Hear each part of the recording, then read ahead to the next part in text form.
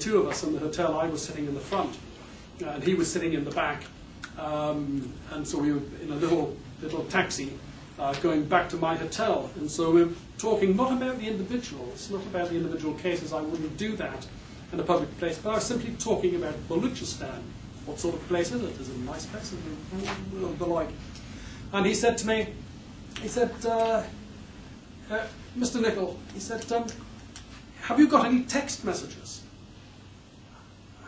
It's strange, he was in the back. He said, I think you should check your text messages.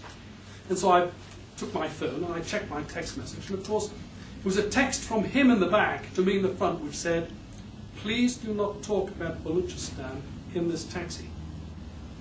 And when I arrived at my hotel, and I said to him, would you like to take the taxi further on to your own home there, because I'm going to pay for it? He said, no, I'm going to get another taxi. And he got out with me. He then explained to me that being a person from Baloch, as he was, and talking about Balochistan in a cab, and talking about it to a lawyer who's come from the UK, that is saleable information to the Secret Services. Just that little bit is, he said, so don't do it. We can't do this. And of course, I didn't realize that myself, but it was an interesting observation that he made about the extent to which people will go and sell information that they think is relevant about Balochistan to the Secret Services. I thought that was very instructive. But we'd been to see a number of these people. In particular, as I said, we'd spoken to Nur Mohammed, and he told me that he was 40 years old and that he had 5 children, that he was a driver, he had a pickup track, and he was going from Turbat to Quetta, and he was there with his nephew. He said that on the 1st of October 2001, at Bessina, he was stopped by the Frontier Corps at a checkpost and asked about his documents. They said to me that an officer wanted to see me, and they took me to an officer, but they tied him up with ropes and they blindfolded him and his nephew. After an hour, they were put in 2 vehicles and taken to Quetta. They were blindfolded, but they later found out they'd been taken to Quetta. They were taken to an unknown place, and then him and his nephew were separated. He was interrogated, and he was asked about how he earned his living, and he told them that he earned his living by driving. They sent him to a lockout, and a man with a black shirt came and undressed me. I was hanged by my arms, I was tied with handcuffs, I was alone. I was shifted to a very dark room and I was interrogated. I said I was the driver. They said no. They said I was a killer and a terrorist. They brought 2 other people at the table. I was laid down on the table and tortured from the back with a rubber thing with a needle-like things into it that go into the skin. I was tortured and asked the same questions, but I denied what they were asking me. I was asked about the murder of Justice Mary, who was killed in Quetta. I was told that I was involved in that murder. I was asked about my relationship with Nawab Mary, Herber Mary, and Gazim Mary, his sons. I told them I was a Mary, and they were my tribal chiefs. I said Herber Mary was the son of my tribal chiefs, and I worked for his election campaign and used my vehicle. They said no, I was involved in terrorist activity. I was asked that I should confess that I was involved and be a witness in court against Herber Mary and his father. I said I knew nothing about it, so I cannot. I was forced to give a statement and I refused to do so, so I was hanged up by my feet upside down. I was not allowed to sleep. I was standing all day. Someone stabbed cigarettes on my arm. I was given electric shocks. In the very cold weather of Quetta, they poured cold water on me. Sometimes they threatened to kill me. Sometimes they threatened to kill my nephew, or to kill both of us. There was rocket attacks and bomb blasts going on in Quetta at the time, and I was asked if I knew what was going on. I said no. They asked if I feared the people who were bombing. I said I didn't fear anyone. 2 people stood on each of my legs and pulled my legs apart. They stood up on my legs. This part of my body has now been paralyzed ever since. I had been in prison for 3 months when this happened. When my condition was worse, they just stopped the torture and just interrogated me and put pressure on me. I was asked about the BLA, community leaders that were involved. I said I knew nothing of these things. After 3 months, I was shifted to a local CIA in Quetta. Before, I didn't know where I was, but later I found out I was in the Quetta cantonment. I was with the CIA for 2 or 3 weeks and again tortured. I was beaten and asked the same questions. On the 7th of January 2002, I was brought to court. In the CIA, they brought 2 people these two people said to me that I worked for Mary and I was involved in the murder of Justice Mary. I denied it. The CIA wanted to bribe me to confess. They said they would release me, give me money, ship me to the Punjab. This they said they would do if I gave evidence. I said, no, I will not be a witness for or against anyone. On the 7th of January, me and my nephew were brought to a session court in Quetta. In front of court, the CIA said that we were arrested only yesterday, on the 6th of January. I testified that I'd been arrested for 3 months, but the court remanded me again for 1 week. I was then brought to the anti-terrorist force and taken to a different court. For another 28 days I was tortured, different ways, not allowed to sleep, physically hurt, I was slapped, I was stood on my feet. After 28 days I was shifted to the jail in Quetta. I was in solitary confinement alone. After 3 or 4 days alone, the police filed the case in the High Court that I was a terrorist. I was shifted again to the ATF substation. I was kept for 2.5 years. 2.5 years.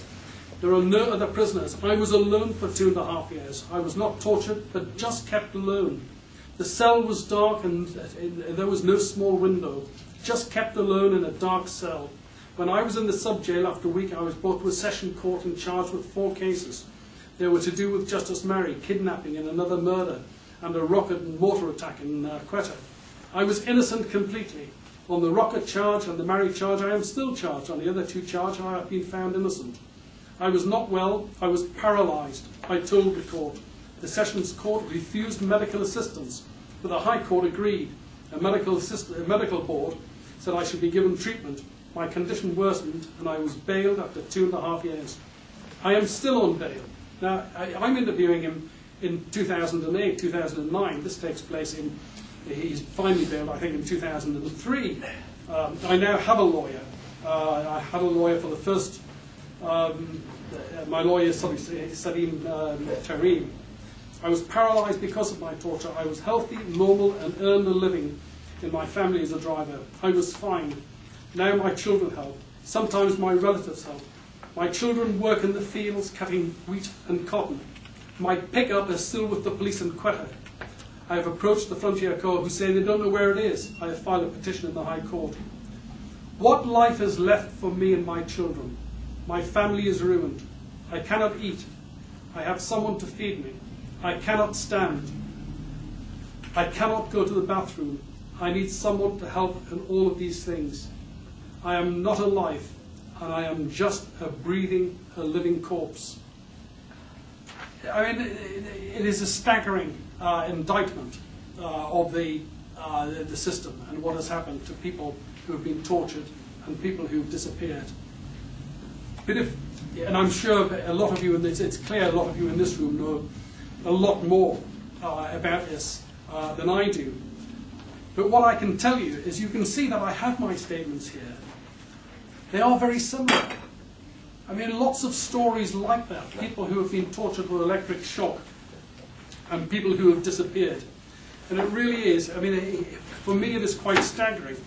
And having gone through all of that, you arrive at and conclude that it's not random. I mean, quite often you will find governments who will say, well, yes, but there is just 1 or 2 officers in perhaps 1, possibly 2 police stations who do these things. We don't like these things and we try to resolve and eradicate these things. But this is clearly not true, because I have statements which cover a wide range of police stations, a wide range of facilities, a wide range of officers, and all of them are the same method and the same technique.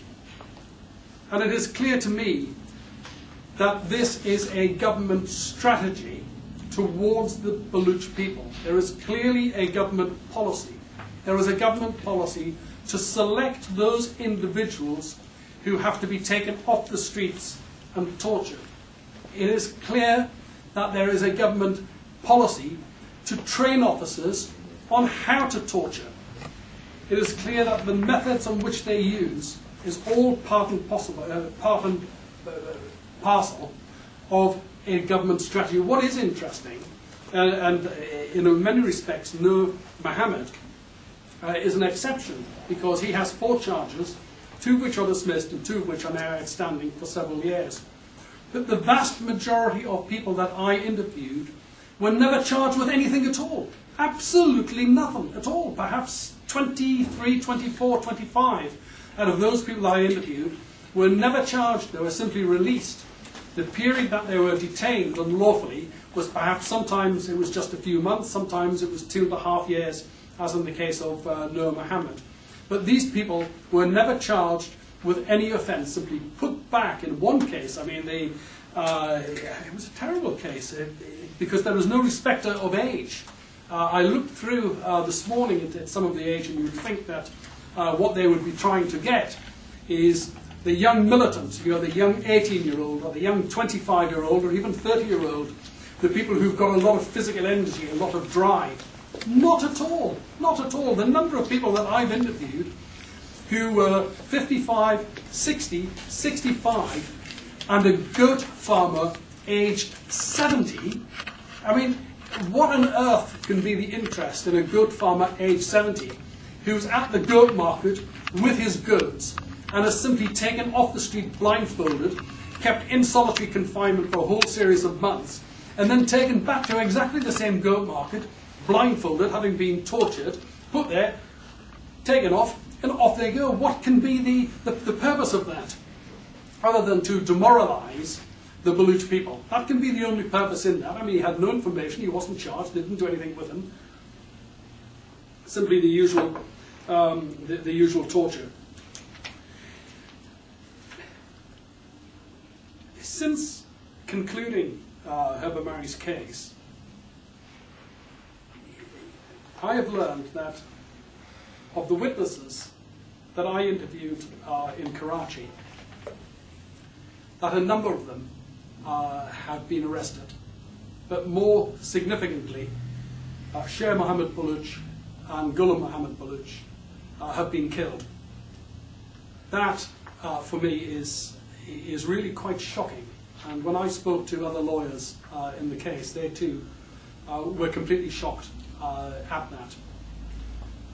I think that in the UK court,